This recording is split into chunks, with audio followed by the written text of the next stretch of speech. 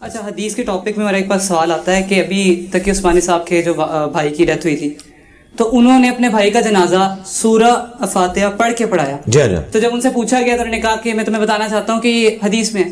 تو اس سے پہلے جتنے بھی ان کے مسلک نے جنازے پڑھائے یا انہوں نے پڑھائے وہ کہاں گئے؟ میرا خیال ہے ان سے پہلے بھی مفتی تقی عثمانی صاحب فاتحہ پڑھتے ہوں گے. اسپیکر نہیں لگا ہوا تھا, اسپیکر سے آواز پہلی دفعہ لیک ہو گئی ہے. اپنے جنازے تو فاتحہ کے ساتھ پڑھتے ہوں گے. اور میں آپ کو بتاؤں ان کے پرانے بزرگ بھی یہی کچھ تھے. شیخ احمد سرندی جنہیں بریلوی اور دیوبندی مجدد الافسانی کہتے ہیں اور وہابی بھی ان کو بڑا مانتے ہیں اس وجہ سے کہ وہ اینٹی شیعہ تھے, تو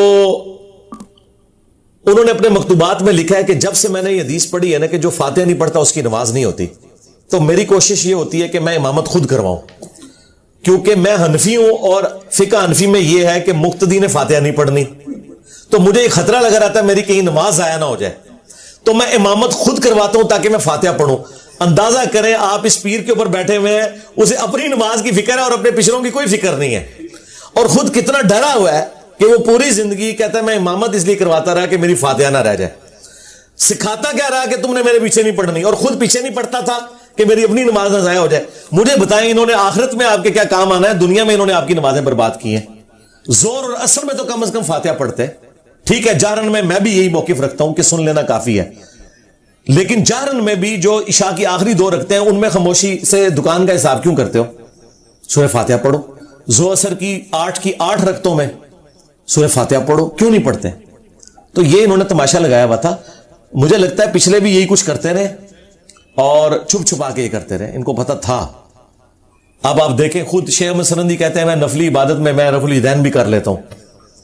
ٹھیک ہے, اندازہ کرو یار, سارے اندر ڈر پیا ہوا ہے کہ کدھر کو مطلب کیمل دین پوچھ رہے تھے, کہاں گے چلو یار سنتے ہی میری قبول ہو جا رفع دین لیا. خود یہ ڈرتے رہے, لیکن انہوں نے اپنا بھرم بھی قائم رکھا ہے, لوگوں کو صحیح بات بتائی نہیں ہے, کیونکہ اس سسٹم سے وہ خرابی جو اتنے بڑے لیول کی ہو چکی تھی اس سے اگر ٹکراتے نا تو ان کے اپنے چندے سارے بند ہو جاتے ہیں. اچھا علی بھائی, کچھ لوگ دعویٰ کرتے ہیں کہ خواب میں نبی صلی اللہ علیہ وسلم کا دیدار ہوا, جیسے طارق جمیل صاحب نے کہا. اب ایک شخص نے ایک چیز کو دیکھا ہی نہیں ہے, تو اگر اس کے خواب میں وہ آ جاتا ہے تو اسے کیسے معلوم ہوگا کہ میں نے اسے نبی کو ہی دیکھا ہے؟ ہاں, بخاری مسلم حدیث ہے جس نے خواب میں مجھے دیکھا میری شکل میں شیطان نہیں آ سکتا. باقی آپ کی بات درست ہے کہ نبی الاسلام کی جو شکل مبارک ہے اس کی 100% گارنٹی تو صحابہ ہی دے سکتے ہیں, اور اکثر یہ خواب ہوتے بھی جعلی ہیں, کیونکہ نبی الاسلام نے اپنی شکل کے بارے میں بات کی. اور بخاری میں مسلم میں 7 الفاظ ہیں. اس حدیث کے جو راوی ہیں تابعی محمد بن سیرین, وہ کہتے ہیں کہ جب وہ حضور کو حضور والی شکل میں دیکھے, اس کا مطلب ہے کہ ادر دین حضور کے دیکھے گا تو شیطان دیکھے. اور یہ تشریح سارے مانتے ہیں علیحدگی میں, سامنے نہیں مانتے, سامنے صرف میں آ کے بات کرتا ہوں, اور سامنے بھی مان لیتے ہیں. آپ کسی بریلوی کو منوا کے بتائیں کہ طارق جمیل کو نبی الاسلام کی زیارت ہوئی ہے, وہ کہیں گے شیطان کو دیکھا. اور دیوبندیوں سے کہ طارق القادری صاحب کو نبی الاسلام کی زیارت ہوئی اور ٹیکسی کا کرایہ مانگا, وہ کہیں گے شیطان کو دیکھا. تو مانتے یہ خود بھی ہے کہ یہ شیطان نبی الاسلام کی جو اپنی شکل مبارک تھی, جس طرح کی آپ کی آنکھیں تھیں, جس طرح کے آپ کے بال مبارک, داڑھی مبارک, ایگزیکٹلی جس طرح, اس طرح آج بھی کوئی نبی الاسلام کو دیکھ سکتا ہے, قیامت تک دیکھ سکتا ہے. امام مسلم نے صحیح مسلم کے اندر مقدمے میں چند تبع تابعین کا ذکر کیا ہے جنہوں نے نبی الاسلام کو خواب میں دیکھا ہے. امام ابو داؤد نے باقاعدہ ابو داؤد کے اندر ذکر کیا ہے تبع تابعین کا جنہوں نے نبی الاسلام کو خواب میں دیکھا اور ایک حدیث ویریفائی کی اور نبی الاسلام نے اس کی تصدیق کی. اس طریقے سے شمائل ترمذی میں آتا ہے کہ ایک تابعی نے جو مصحف لکھا کرتے تھے, یزید الفارسی ان کا نام تھا, تو انہوں نے نبی الاسلام کو خواب میں دیکھا تو وہ آئے ابن عباس کے پاس, تو ابن عباس نے کہا کہ مجھے حضور کا حلیہ بیان کرو. تو اس نے بڑا ڈیٹیل حلیہ بیان کیا, تو انہوں نے کہا ہاں واقعی اگر تم حضور کو ریئل لائف میں دیکھتے تو ایسے ہی تھے.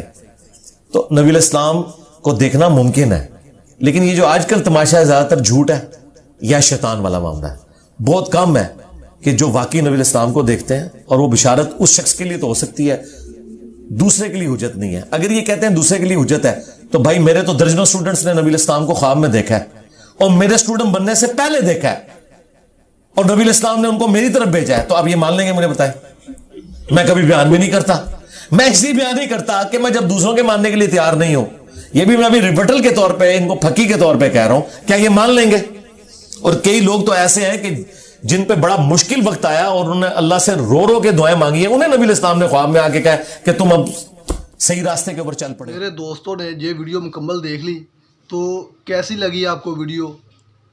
امید کرتا ہوں کہ آپ کو اچھی ویڈیو لگی ہوگی. آپ کے علم میں اضافہ ہوا کہ نہیں ہوا, آپ ہمیں کمنٹس کر کے بتائیے گا, اور ایسی اچھی ویڈیو دیکھنے کے لیے ہمارے چینل کو سبسکرائب کیجیے گا. اوکے, اللہ حافظ.